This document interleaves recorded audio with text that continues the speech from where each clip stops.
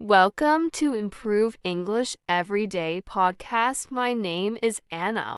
I am Mark. Today, we will discuss how we can improve English every day. Hey, Mark.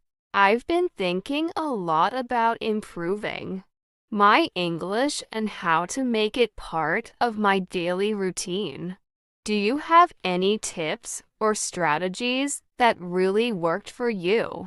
Hi, Anna. Absolutely. There's a lot you can do to improve your English every day. It's great that you're looking for ways to incorporate it into your daily life. One of the most effective ways is through regular reading. Have you been reading anything in English lately? Not as much as I'd like. I usually get caught up with other things. What kinds of materials do you recommend for reading? It really depends on your interests. For starters, you could try novels, magazines, or even newspapers. If you're into fiction, try classic novels or contemporary bestsellers. For nonfiction, consider articles on topics you're passionate about or biographies. The goal is to engage with material that keeps you interested. That's a good point. I guess I should find something that I genuinely enjoy. I've also heard that watching movies and TV shows in English can be helpful. Do you use that method?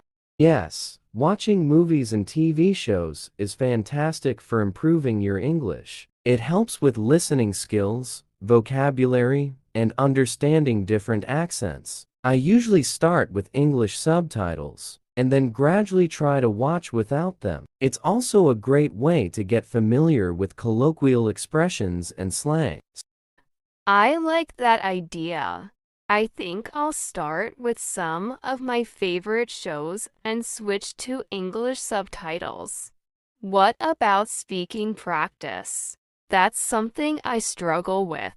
Speaking practice is crucial, and there are several ways to improve. One effective method is to find a language exchange partner. There are many platforms like Tandem or HelloTalk, where you can connect with native speakers who want to learn your language. You can also practice speaking out loud by reading passages from books or even talking to yourself about your day. Language exchange sounds interesting. How do you find the right partner for that? When choosing a language exchange partner, look for someone whose goals align with yours. For instance, if you want to focus on conversational English, find someone who is willing to practice speaking with you regularly. It helps if the partner has a similar level of proficiency or slightly higher, so you can both benefit from the exchange. That makes sense. What if I can't find a language exchange partner right away? Are there other ways to practice speaking? Absolutely. Another great way is to use language learning apps that focus on speaking skills. Apps like Rosetta Stone or Babbel offer speech recognition features to help you practice pronunciation. You can also join online discussion groups or forums, where you can engage in written conversations that can later be spoken out loud. I'll definitely look into those apps. What about writing practice? I've heard that writing regularly can improve your English too. Yes, writing is very important. You can start by keeping a daily journal in English. Write about your day, your thoughts, or anything that interests you. This practice helps with grammar, vocabulary, and organizing your thoughts in English. You might also consider writing essays or short stories as you advance. That's a good idea. I've been meaning to start journaling. Do you set specific goals for your writing practice?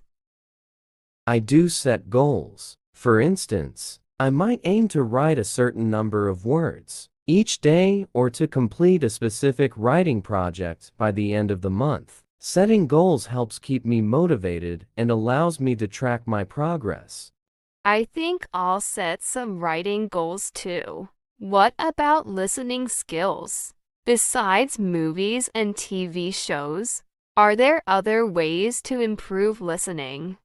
Listening to podcasts and audiobooks is a great way to enhance your listening skills. There are podcasts on almost every topic, so you can find ones that interest you. Audiobooks are also useful because they expose you to different accents and speech patterns. It's a good idea to listen actively. Maybe take notes or summarize what you've heard. That sounds like a good plan. I've never really listened to audiobooks, but I'm willing to give it a try. How do you stay motivated to keep up with all these activities?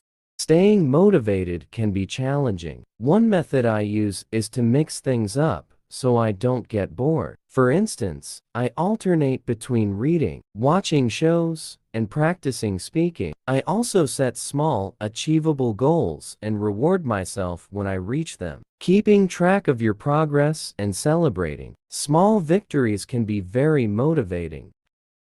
Mixing things up sounds like a good strategy. I'll try to incorporate that into my routine. Do you find it helpful to have a study schedule? Having a study schedule can be very beneficial. It helps you allocate specific times for different activities, ensuring you make consistent progress. You don't need a rigid schedule, just a general plan that includes time for reading, writing, speaking, and listening each week. I'll try to create a flexible schedule that works for me. What about grammar? Do you do anything specific to improve your grammar skills? For grammar, use a combination of resources. Grammar books and online exercises are helpful. There are also many grammar apps and websites like Grammarly or English Grammarin. Use that offer practice exercises and explanations. It's important to review your mistakes and understand why they're mistakes so you can avoid them in the future. I've used Grammarly before, but I didn't realize there were so many resources out there. I'll explore more options. Are there any particular grammar points you find challenging? Everyone has different challenges. Personally, I found mastering verb tenses and articles difficult at first. It's useful to focus on one area at a time and practice it extensively. For example, you might spend a week working on verb tenses and then move on to articles. I'll identify which grammar points I struggle with and focus on those. How do you incorporate new vocabulary into your daily use? One effective method is to create flashcards with new words and their meanings. You can use apps like Anki or Quizlet for this. It's also helpful to try and use new vocabulary in sentences or conversations. This reinforces your memory and helps you remember how to use the words correctly. Flashcards sound like a useful tool. I'll start making some for new vocabulary. How do you stay updated with language trends and new expressions? Staying updated involves consuming current media. Follow English language news, blogs, and social media accounts that focus on language trends. You can also engage with online communities or forums where people discuss contemporary language use. This way, you'll stay informed about new expressions and slang. I hadn't thought about following trends and expressions. I'll start paying more attention to contemporary language use. Do you ever take formal English courses or attend workshops? Occasionally, I take formal courses or attend workshops, especially if I want to focus on a specific area or improve my advanced skills. Many language schools offer online courses that you can fit into your schedule. Workshops and seminars can also provide valuable practice and feedback. I'll look into online courses and workshops. It might be a good way to get more structured learning. What about practicing English in real-life situations? Do you have any tips? Practicing English in real-life situations is incredibly beneficial. Try to engage in conversations with native speakers whenever you get the chance. If you're traveling, make an effort to communicate in English. Joining local English-speaking clubs or attending meetups can also provide opportunities for practice. I'll look for local English-speaking events or groups. What about practicing with technology? Are there any tools or gadgets you find helpful? Technology can be a great ally in language learning. Besides language learning apps, you can use voice assistants like Siri or Google Assistant to practice speaking. You can ask them questions or have them read texts to you. Some smart devices also offer language learning features. Using voice assistants for practice sounds like a fun idea. I'll start experimenting with that. Do you ever engage in language challenges or competitions? Yes, participating in language challenges can be a lot of fun and very motivating. For example, there are writing or speaking challenges where you set goals and compete with others. These challenges can push you to improve and give you a sense of accomplishment. I'll look for language challenges to join. They might provide the motivation I need. Do you have any final tips or advice for someone looking to improve their English every day?